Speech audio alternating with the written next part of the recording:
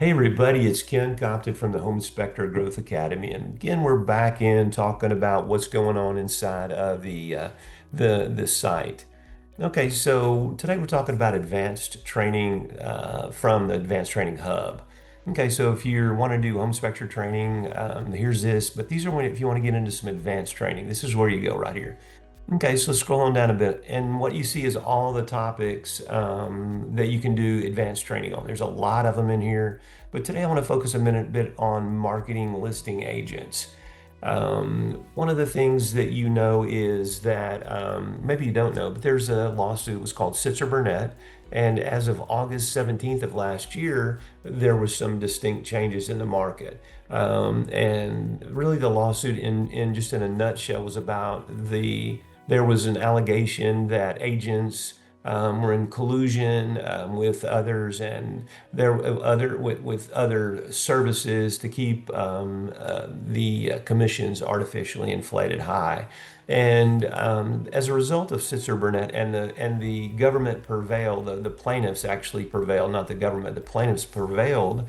And so the Department of Justice has gotten in and said, okay, here's how we're going to do this thing. And so now real estate agents can't advertise on the MLS what the buyer's commission is. Okay, so they can no longer do that. That's absolutely against the law. So what happens is now the buyer in many cases has to pay their own commission. So the buyer's agent has to give them a contract, state what their commissions are, and then the buyer has to agree to that. And well, you guys know that how many of your buyers have extra money? I mean, none of my buyers had, and I shouldn't say that. A lot of my buyers had extra money because we marketed to the affluent. But the fact of the matter is that most buyers, home buyers, do not, and they're not signing these contracts. And so what happens? They're going to listing agents directly. Now, dual agency, where the listing agent handles both sides, is a complicated thing and brings on tons of litigation. So the market is in disruption on every aspect of it right now. So what happens is buyers agents, a lot of them have dropped out of the market. Many more of them will go away, and consumers are going to go right to the listing agents. Well, as long as real estate agents last, we need to market them, okay? But we need to switch our emphasis from buyers agents to listing agents.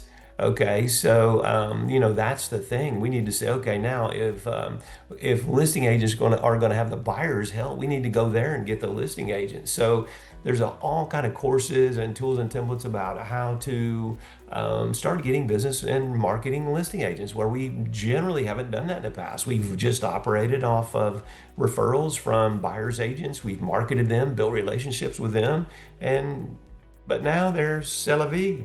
So, that's a problem for us. We're back in talking about the tools and templates within the Advanced Training Hub on the Home Inspector Growth Academy site. So one of the things we're going to focus on this is marketing listing agents today. In the past, we've marketed buyer's agents and built relationships with buyer's agents, but guess what? They're going away. The market for the home inspection or the real estate industry really is in disruption, and the home inspection industry is going to have to gravitate to some new things in order for you guys to stay in business. Buyer's agents are going away. A bunch of them already gone away, but when the market comes back full-fledged and home buyers have to sign an agreement with a buyer's agent, and the buyer has to disclose what their commissions would be, and the commissions need to be paid by the home buyer is going to say, oh, hell no, he ain't doing that. Okay, and you guys know how many of your clients now have $2,000 or $3,000 to pay the buyer's agent to represent them? Not many. Okay, that model is going away. The market will not sustain that. Okay, so where are buyers going right now? They're going to listing agents. So if listing agents have the buyers, where do we need to go? We need to market these listing agents, right? Because we still need home inspections. We're not going to let our business go down because the market is in disruption. We're going to talk about market disruption and all the ways that you can manage this, but we're going to just talk about something specific today. But what I want to do is the coursework on, step by step, the marketing listing agents is right here. Click on it. We're focused on tools and templates. And today I'm going to look at this one. This is a step-by-step checklist. It's called Cold to Connected, how to start a conversation with a listing agent. That's probably pretty important because they got the business. We want it, but you haven't really marketed them. So let's take a quick look at this checklist. This is a pretty detailed checklist, a pretty long one. I'm not going to get into massive detail, but I want you to understand how valuable this is, that you can plug and play this right into your business. If you don't have these skills here, you can learn every one of the skills you need right here on the site. Okay, so really what our goal is, you can see right here, our goal is to help home inspectors confidently reach out to listing agents, open the door to a partnership, and grow their referral network without feeling salesy or awkward. Many of you are more analytical than you are. You're not outgoing. When you come to a party, you might not be the life of the party. You might just be a guest that listens and talks. When you have to feel salesy, you feel awkward. Okay, so this is a way to do it without that feeling. Okay, and I know I have coached so many home inspectors that were analytical, that they were quiet and reserved. They just didn't want to have to get out there and do all this. But this is because they felt awkward. So this is kind of a way to eliminate that awkward feeling and let you get out there and take advantage of these things. So phase one, everything is, phase one, step one, whatever. Before you reach out, first, you should go on this. And this is just a basic rule. Visit their website or their social media. So don't we want to learn something about people before we start talking to them? Because it's easier to talk to them about a certain thing. So you see something on their website that intrigues you, or something in a social media post that intrigues you, there's a conversation starter. Okay, so check current listing on Zillow or MLS to try to find these people. Look for, this is more of a how-to, style, tone, and volume of transactions. So you want to see what kind of businesses they handle, and how much of it they handle, that kind of thing. So you're kind of trying to see who you're wanting to talk to. Okay, so you haven't reached out yet. You're doing some research on the agents. Okay, and then define what value you bring to the listing agents. See, this is the thing about it is, so many home inspectors, when I first start coaching them, the first thing I ask them is, why should I select you over any other home inspector in your market? And I start the timer. Okay, and it's very hard for home inspectors to, enumerate why I should choose them over everyone else in the marketplace. They stammer around, they say this, we have the best customer service. Everybody says that. Okay, what else? What is the true value that you bring that others don't? And that's what you have to understand for these listing agents. And if you're a multi-inspector firm, if you can't roll that right off your lips, what value you bring, how do you expect your schedulers to close sales? How do you expect your inspectors to build relationships on what you do best? Okay, you have to be able to define the things that make you better than everyone else in the market.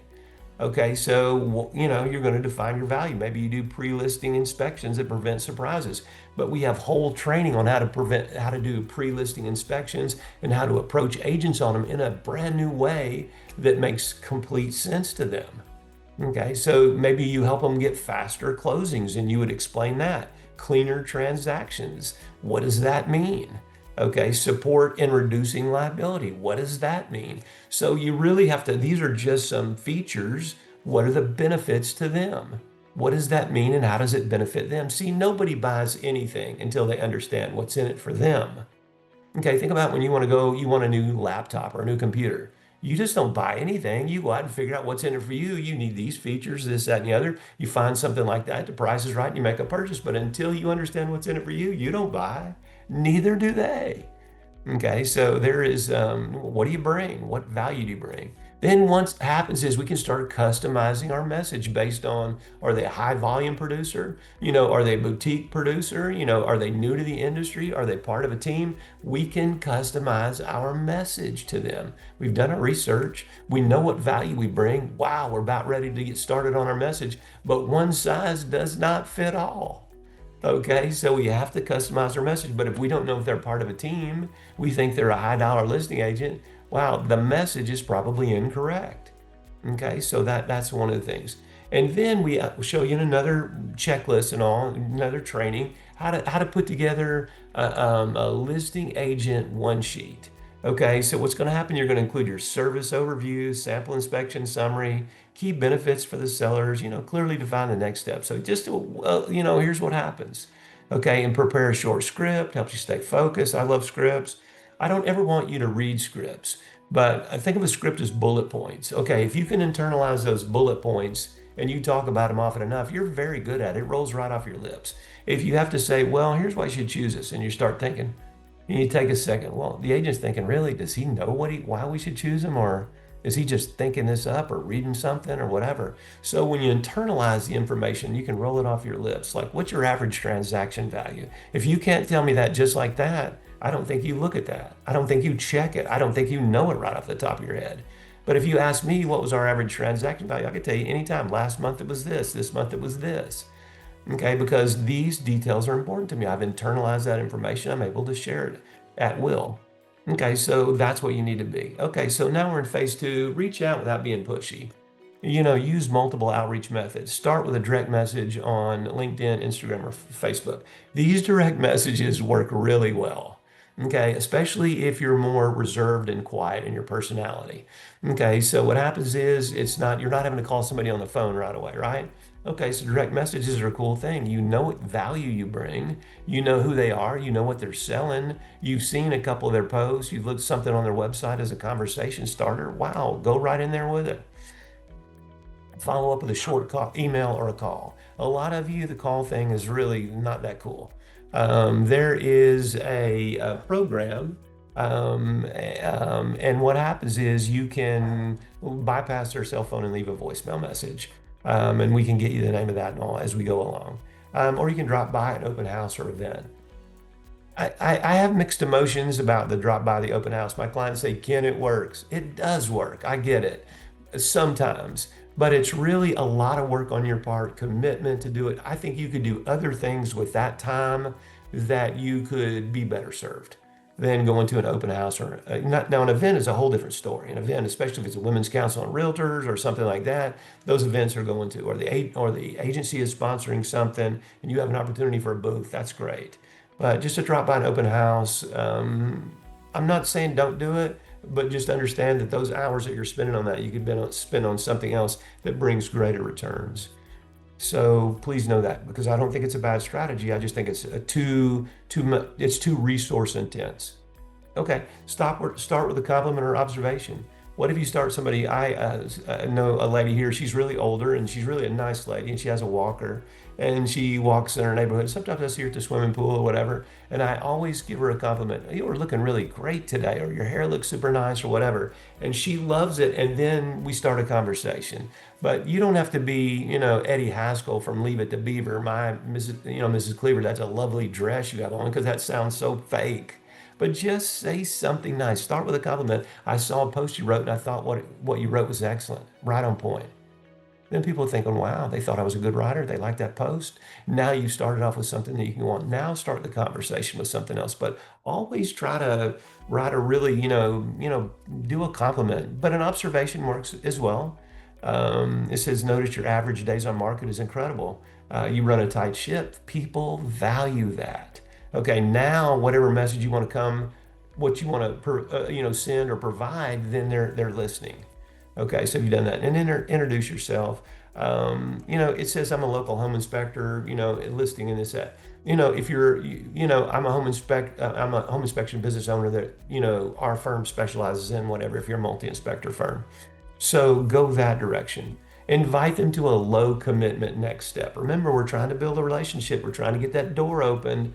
Okay, drop off a sample pre-listing inspection report. And we have a whole segment on pre-listing inspections and how you can present the information, new stuff, cool stuff, how to work with them on it, especially the newer agents that'll want it.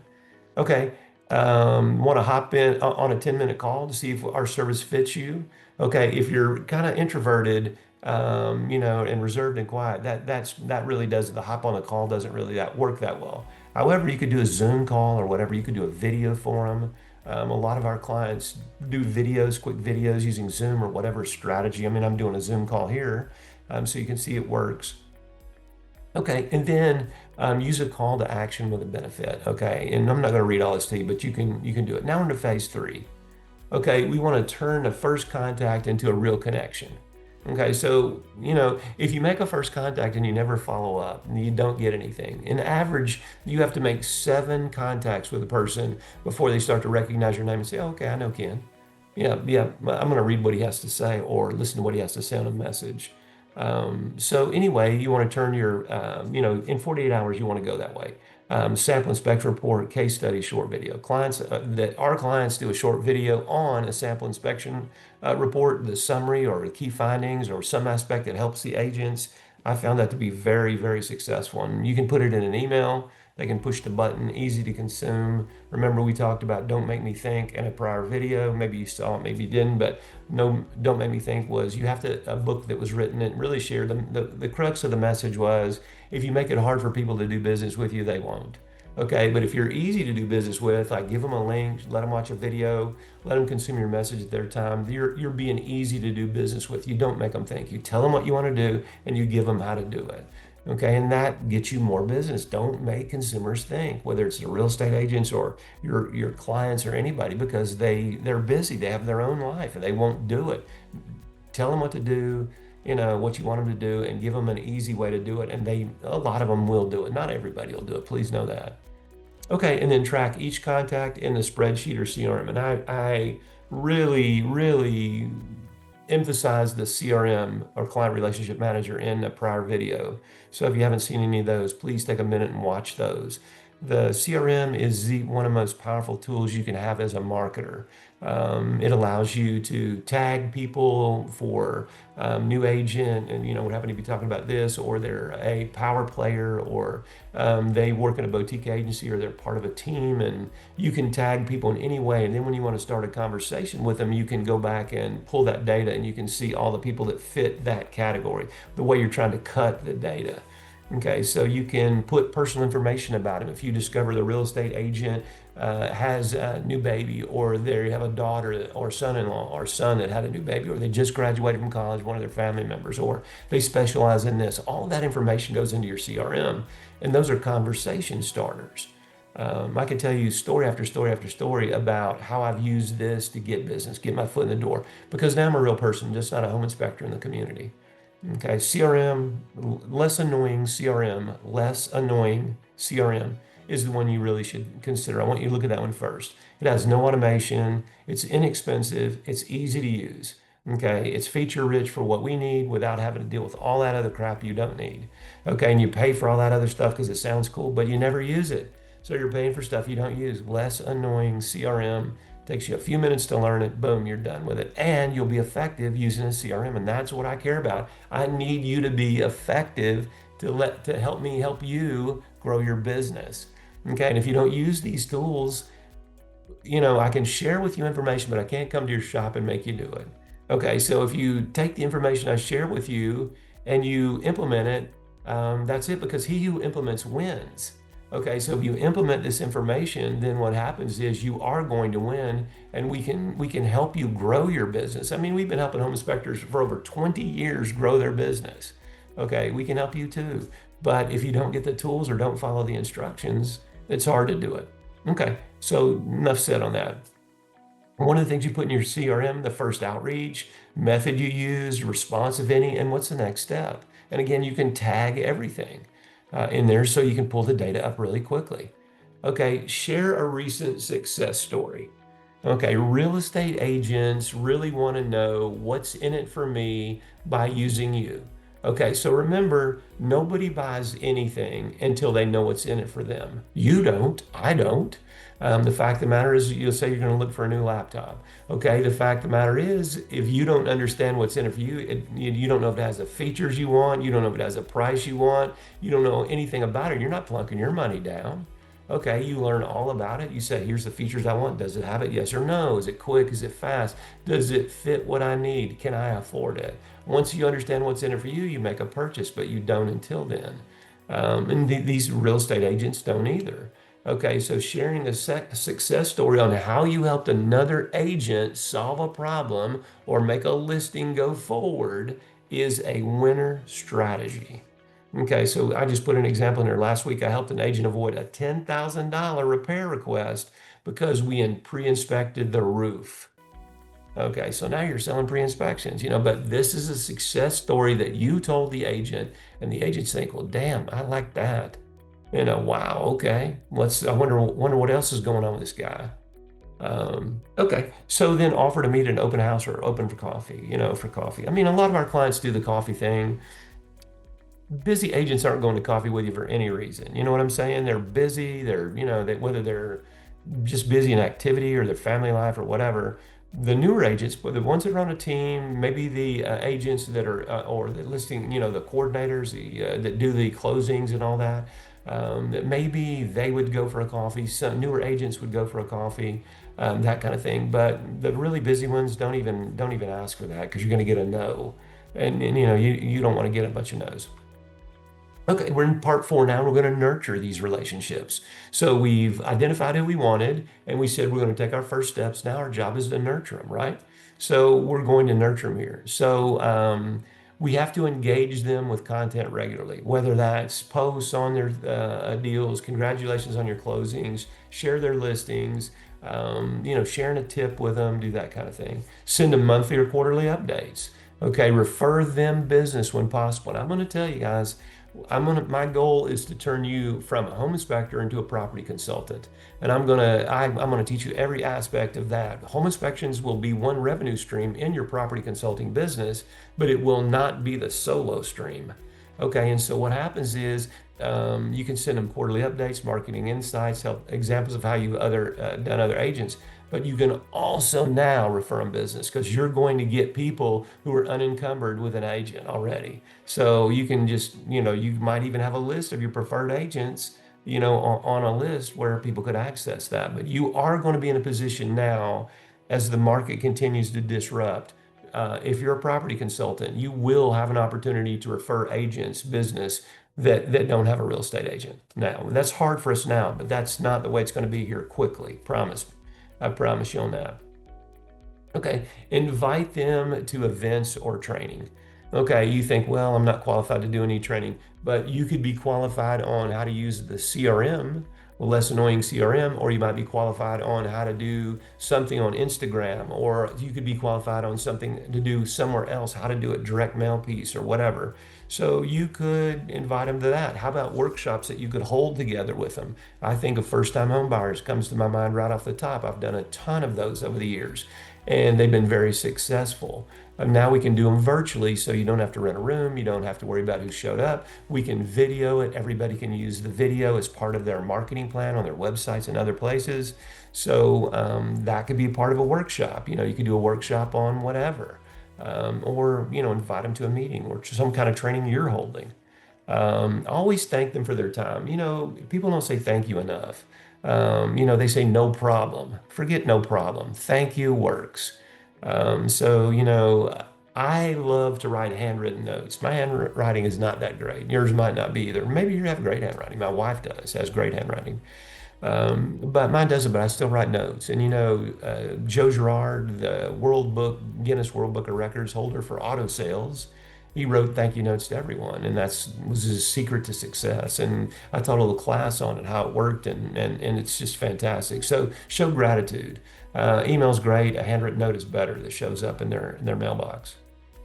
Okay, so now we're going to convert these people. We identified them, we got the initial stages going, we nurtured them. Now it's time to convert them, right? Because people can like you, but if they don't refer you any business, I mean, or they don't do business with you, I mean, they like you, but that's not good enough. Okay, so all of these steps have worked to the conversion phase.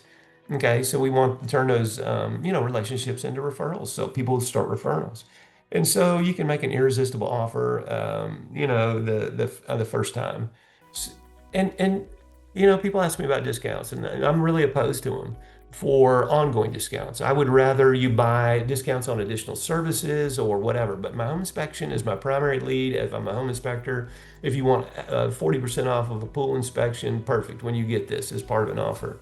But reducing the inspection price, we don't make enough money on that to start with to be discounted. However, in this case, if I'm going to try to get somebody's business the first time and I've gone through all of the steps above, you can bet your booty I'm going to be giving them a discount up front. And I've even actually given free. So I had an agent in Atlanta where we worked, and I wanted her to use one of our inspectors, and she was very reluctant. She always used me, and I'm like, no, I'm not available anymore. And so anyway, I just told her, I said, listen, I promise you that the inspector will do a fantastic job and you won't really be able to detect any difference. I hired this guy, I trained this guy personally, and I promise you that you won't be able to say anything different. I said, here's my offer to you. I will, when the inspector comes out and if he does the inspection, if you don't like it or your client didn't feel comfortable, please call me back. The inspection is free for the client, and then I will pay for their next inspection, whoever they choose, and I'll personally do your next inspection. And she said, Ken, I can't resist that offer. And I said, that's what I was hoping you were going to say.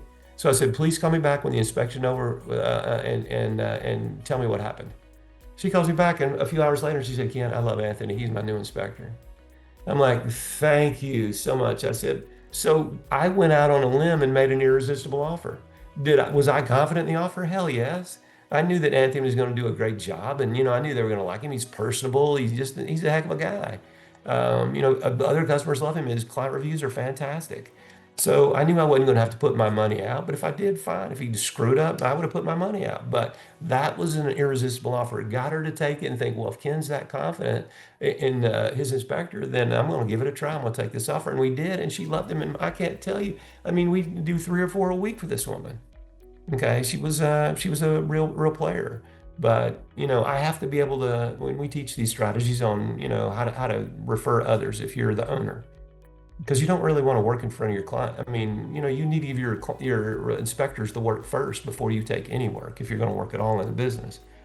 So discounted pre-listing inspection or free walkthrough consult or sample report review, whatever, just give them some kind of irresistible offer. There's a whole bunch of things I didn't include on this because this is just to get you jump started on thinking what you could offer. Okay, ask directly when the time is right, deliver white glove service the first time, follow up after the job. This is so important. Because you'll say, most of you do not track when was the last time an agent used you. Okay, so that's a shame. But I've seen it over the last 20 years, 20 plus years I've been doing this. I see my clients who are the home inspectors, they don't find out, they don't track when the last time the agent used you. But if you haven't used me in 45 days or more, you'd never get past 45 days because we had a tag. And if we hadn't seen you show up within 45 days, then I'm on the phone finding out what's wrong. I'm first going to send you a note or whatever. But, I want to deliver white glove service, but I want to follow up after the job. Hey, this is Ken, or one of the staff would call. I just was following up to see what happened. And, was the client pleased with the work? How did you feel about it? Is there anything we could do to improve it? Did we deliver the report in a right way? Was our tone good? I mean, our goal is not to kill anybody's deal. Our goal is to convey information in a neutral, non-scary manner. It's a business decision. They'll make the decision they want to make. I mean, maybe they want to buy a piece of shit. I don't know. I should call them POS. Maybe they want to buy a POS. I don't know what they want to do. They want to fix her up, or I didn't ask that in advance. I just showed up, did the inspection based on the report. The work order. So the fact of the matter is, I have no idea what their goals are with the property unless I ask them. So I deliver my information in a neutral, non-scary manner. They make the decision, not me. So the agents like that, and they say, okay, no, I thought the delivery was great. It wasn't scary. They were interested in it and had a bunch of issues that you shared with them. But the fact of the matter is they bought it at a reduced price. So follow up. So many home inspectors are afraid to follow up with agents. I don't know why. Agents are just local business owners just like you are. Don't be afraid of them. Don't be intimidated by them. They're just a nobody. They're just another business owner. They're no better than you are. Ask for introductions to other listing agents. This is the real issue here. If you don't ask, you don't get. Okay, think about that for a minute. If you don't ask, you don't get. Okay, so if you're not asking for referrals, you're not getting them. Okay, so ask them, who else do you think that might be able to use our services? I really need to grow my business, and I know that you love us and you've given us great referrals. And we've given you reviews from your clients that I think helped build your relationship. So who else could use our services? Who else do you know that might be able to do it? And then they'll say this, and I say, well, can I get you to do me a favor? I would love for you to send this note, and I already have it pre-written, a script, to the listing agent and let them know that I would be getting in touch with them. And they said, well, I can do that. So remember, I didn't make them think. Okay, I gave them what I wanted them to say. They just put, their first name. And I said, if you want to tweak this, fine. But here's kind of a script that you can go by. And most of them sent it word for word. Okay. And so then what happens is when I called the agent, they knew about me. Okay. Or sent them an email or a direct message, they already knew about me. Okay. So that's the thing, but I asked and then I followed up. All right. So that's a big thing. So building your system, this is a bonus. And we try to add bonuses on each one of these checklists. Block 1 or 2 hours per week for outreach. We talked about this in another video. If you can't block 1 hour, shame on you. You're not managing your time correctly. You're a poor time manager. You've got to stop. See, activity doesn't equate to results. Okay, you have to do the right activity. The right activity generates results. Activity for activity's sake is of no value. Okay, if you can't, somebody asked me in our firm one day, they said, what should we do first? I said, what brings in money? And they said, well, these things bring in money. And I said, well, you've answered your own question. Okay, all the other details we can handle off hours, whatever. But the only thing you should be engaged in is inspections where you're marketing your business during the inspection so you can get more. And the rest of the time, business time, you should be engaging in activities that bring revenue into the firm. Okay, that's it. You can do the whatever the bookkeeping or all the communication with your internal staff. You can do all that crap later. But you need business now and you need to pay payroll or your payroll or whatever. So, 1 to 2 hours a week is not an outrageous commitment for you. If you have a 4 hour inspection block, then the fact of the matter is weekly, then you got it. You can not only work on this, but some other things that are essential that I want you to do to create your business the way you want it and live the lifestyle you want. So that's the thing. Okay, and then create a referral tracker system, goal system.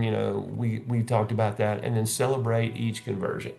Here's what happens as small business owners. This is so true of me too. I mean, in our businesses as well, we have 20 staff people, and we're growing, and it's just so we don't celebrate wins enough. I owned a workman's comp insurance company years ago when I first started my career. I came from the financial services industry. I worked for corporate America. I moved into my own gig, did it, and built a big, huge business and sold it to a large insurance company. But every time we closed an account, we had a bell on the wall in the reception area, and the reception area would ring the bell. Okay, now these are high dollar accounts, 50, 60, 70, 100,000 or more. And she would ring the bell. And everybody would stop what they were doing. And the person, the salesperson or underwriter that put the account together and sold it got to tell us the details, and we all celebrated their success. So you don't have to do anything that elaborate. But what I want you to do is celebrate wins. Okay, we get on busy, we won, oh, good thing. That's great. We're on to the next thing. No, stop and celebrate that win. Okay, as small business owners, we ignore that, and that is not right. We should celebrate our success. Then we can get on to the next thing. Because that makes all the difference in the world in your mindset. We won. Oh, yeah. Heck yes. We won, and you just roll on. But if you just roll on, it's just one win after another, and that's fine. But you don't really acknowledge it. It doesn't build your esteem and your psyche up to say, yes, we can win more. When you don't celebrate your success. So please do that. Okay, enough on this. There's a million details. You can watch the course training, all the kind of things I didn't really go over with you. But this is really how to begin a conversation with listing agents. The market's disrupted, buyers agents are going away. And so you're going to have to really start getting business. If you're going to market real estate agents, it's going to have to be on the listing side. So really, I hope you got something from the video. By the way, if you want a copy of this checklist, I'll be glad to give it to you, no cost. If you want to copy this checklist, down below this video, there's a link. Just click on that link and you can order this checklist. I think it'll really help you jumpstart you on how to begin the conversation with listing agents. Please, our compliments. We'll give it to you absolutely for free, no strings attached. Just click on the link below and order it. Okay, thanks. See you in the next video.